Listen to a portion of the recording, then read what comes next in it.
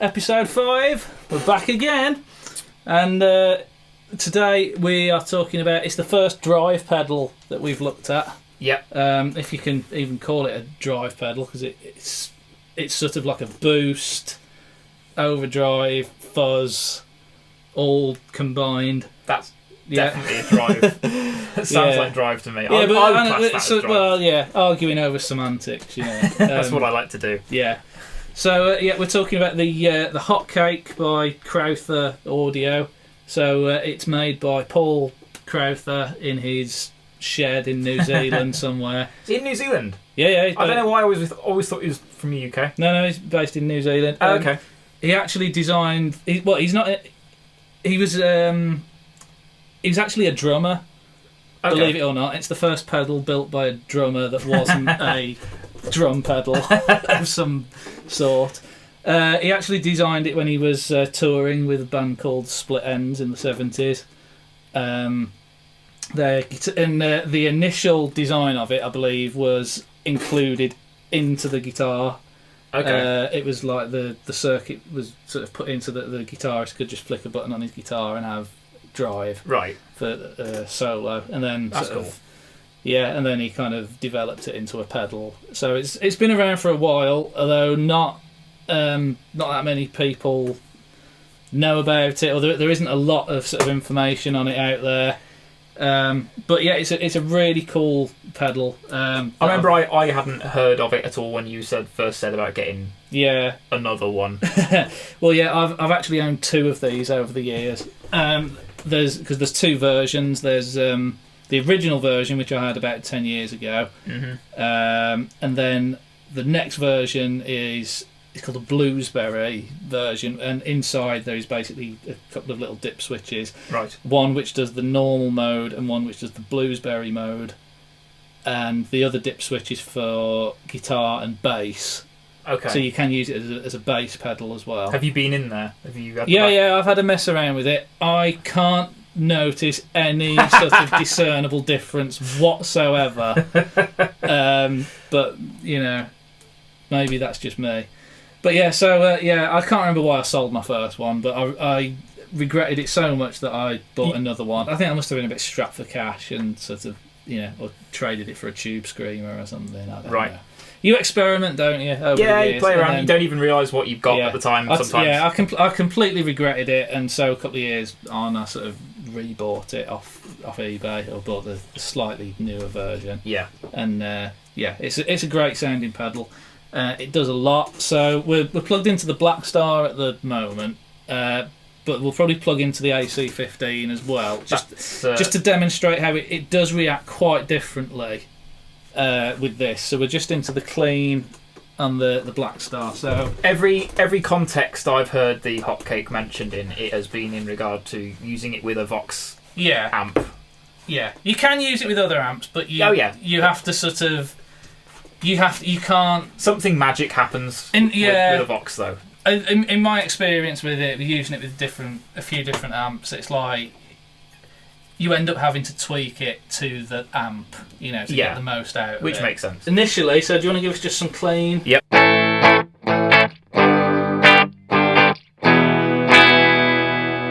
So it kind of acts more as a boost in like the first part of this knob here. The lower end of the drive. Yeah, the lower end of the drive is initially like a boost. So go on, It's gonna be loud.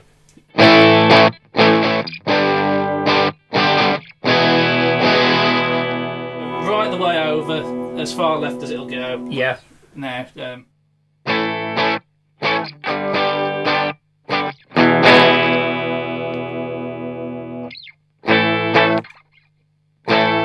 There is no difference whatsoever. Yeah, that's very so. It doesn't start to do much until you get to about here. What's the knob at the top? That's presence. Okay. We'll come to that in a bit. That's fine. Yeah. Just wondered. So do you want to carry on playing and I'll...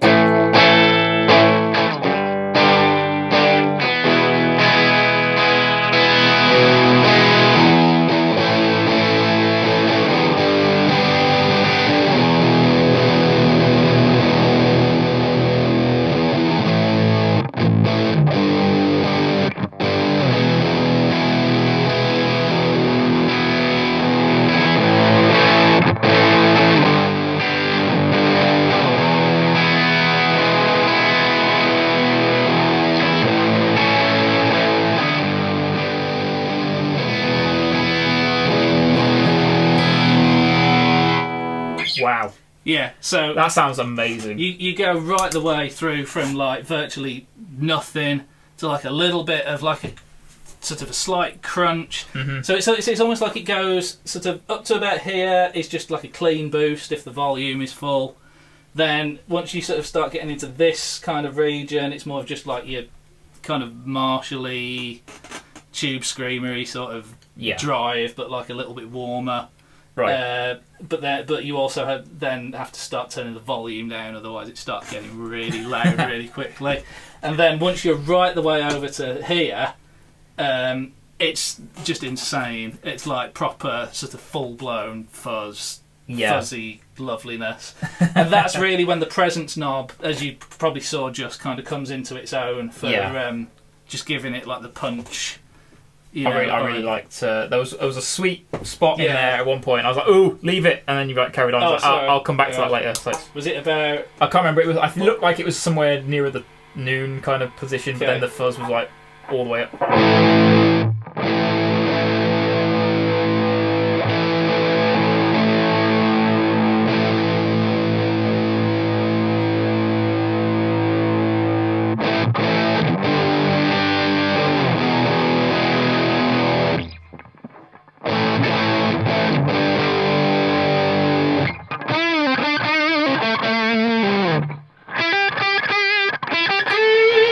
So yeah, that's great, isn't it? Amazing. Yeah, I really like that. How I kind of tend to use it myself with both amps really is kind of like a boost for solos.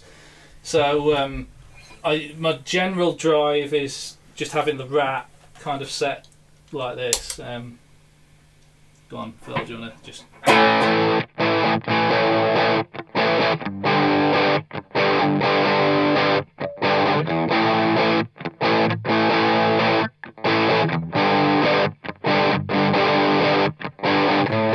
So not a massive amount of drive there, but then to bring this in to go into a solo or something.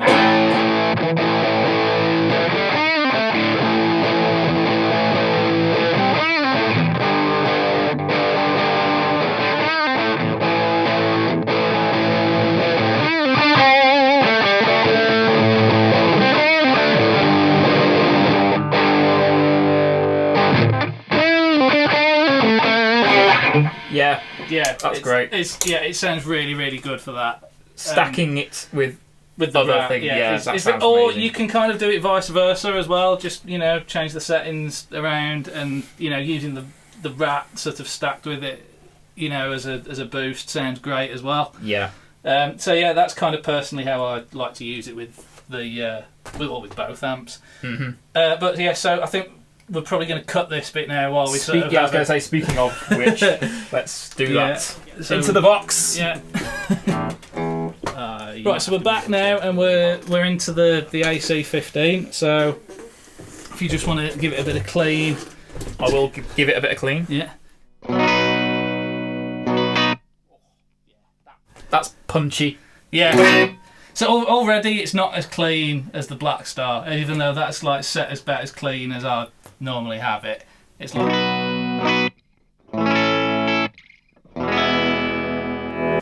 So yeah, so we've got the classic sort of Voxy grit to the sort of sound.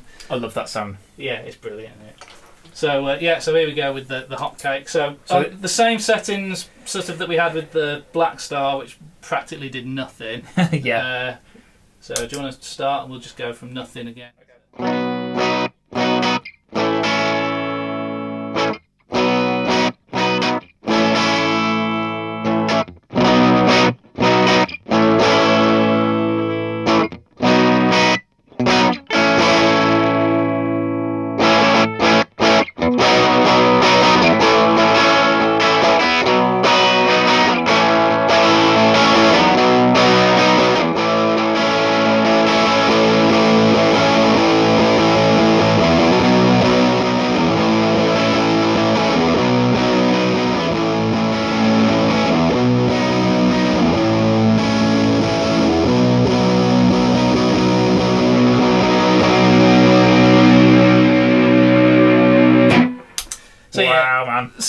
So what sounds so good.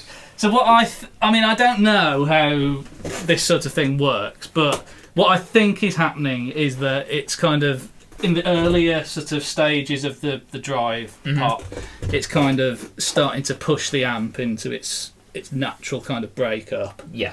And then I think as the drive of the pedal kind of kicks in as it goes further round, then it just sort of adds to it, and it's like just getting bigger and bigger until it stacks with itself. Yeah, kind of. Yeah, I don't really know how it works, but for some reason, just with any kind of Vox amp, it just always seems to sound incredible. And yeah, pretty much. That does sound. I prefer it so much more through that. Than the Blackstar. Yeah, it's just like and it's quiet now. Just like before, you could probably hear before it plugged into the Blackstar, it was just and it's like now it's like a slight hum. Yeah, that's it. It's like, oh man, it's a better amp all round, to be honest. I only have the Blackstar for the portability. Yeah, it's useful to have a head. Looking at flipping AC. Anything around AC anything is a pain. I mean, I dread to think what carrying an AC30 around is. Oh man. But yeah, so yeah, with the Rat as well through this one, it sounds great.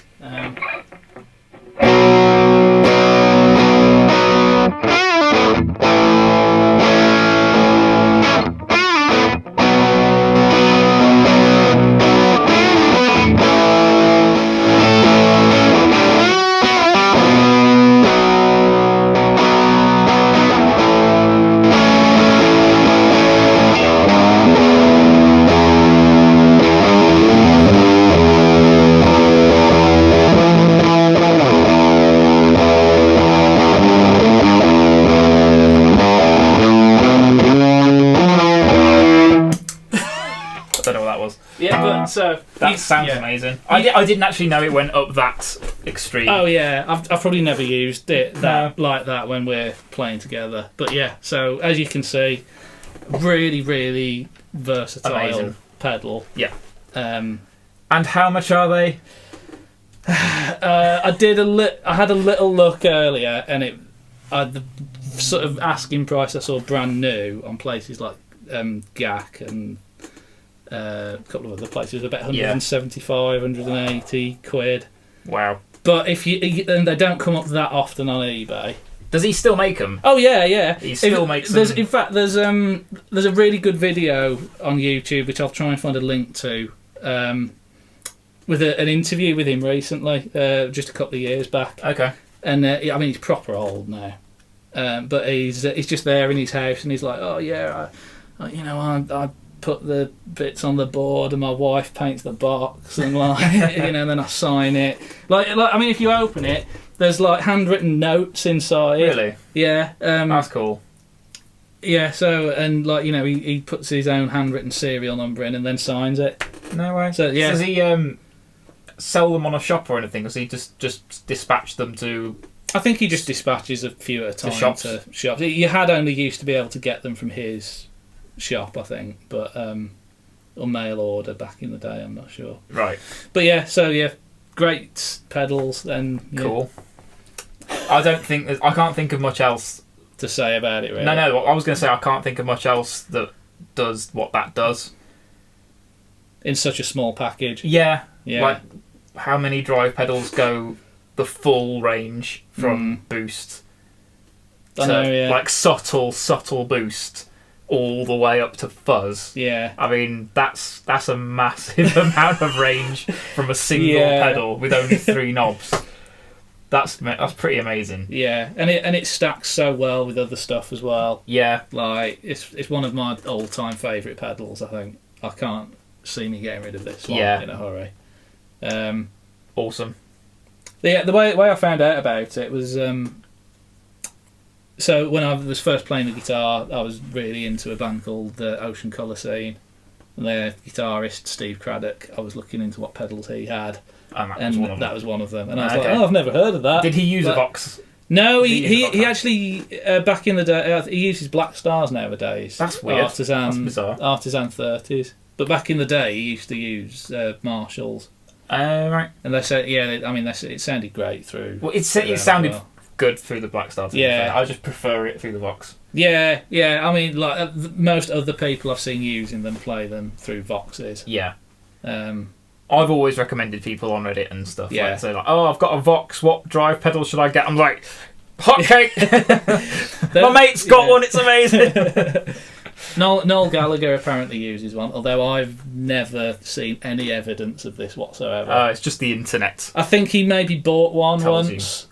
Like, and I don't know. I'm guessing, because it was on Crowther's website. I was just going to say, is this Paul's like just name dropping random people? Yeah. Oh yeah, so and so's probably got one. So I think there's a really good video somewhere with just looking around sort of Noel Gallagher's gear room. Yeah, and it is crammed. He's using it as a doorstop. Probably, yeah. He does. Yeah, he has got some amazing gear.